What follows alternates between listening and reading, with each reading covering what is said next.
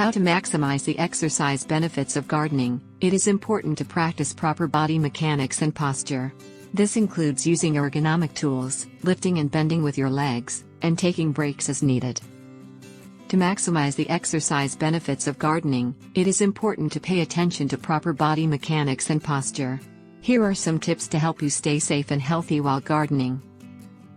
Use ergonomic tools. Choose gardening tools that are designed to reduce strain on your body, such as those with padded handles or curved grips. This can help prevent hand and wrist injuries.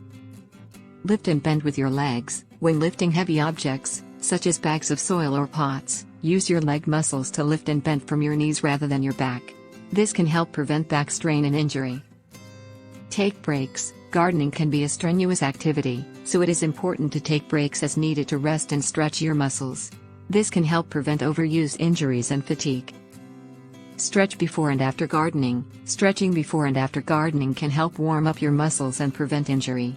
Focus on stretching your back, legs, and arms. Use proper posture. Stand up straight and avoid hunching over while gardening. Keep your shoulders relaxed and your feet shoulder width apart.